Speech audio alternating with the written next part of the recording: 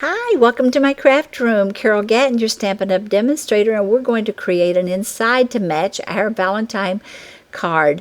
We're using the language of love, and these little hearts will be so appropriate. Also, I'm using this seasonal sayings, love you, and isn't this a great one? And what we're going to use for supplies is the rose red marker and ink pad, a ruler, your stamp-a-ma-jig.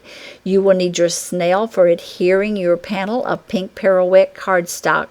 Did you know that each one of these little squares on your grid paper measure 1/4 of an inch? We're going to go up 3 of those lines, which would be 3/4.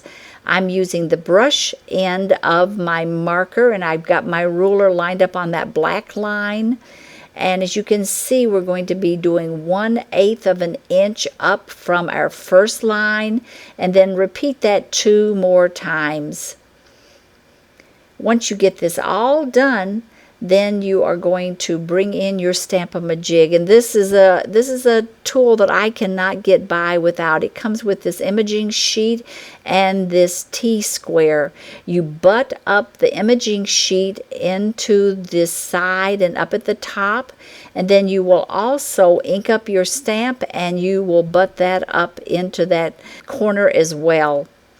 Now line that up at the top of your cardstock exactly where you want it. And this is the magic. Bring in that T-square, remove your imaging sheet, re-ink that stamp, and then you will once again butt that up, that acrylic block, into the corner of that T-square, and it'll stamp exactly where you want it. But we are short 2 hearts. So what we're going to do is clean our stamp, take some Scotch tape. Yep, you heard me right, Scotch tape, and be generous. You want this to extend over the stamp and onto your acrylic block, and we're going to cover up that center heart.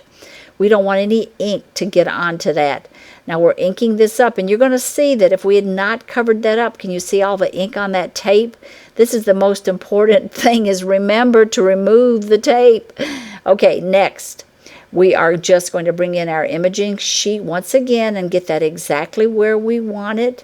Bring in our T-square, butt those up so that they're lined up at the side and at the top. Bring in that stamp that we've just inked up and stamp it.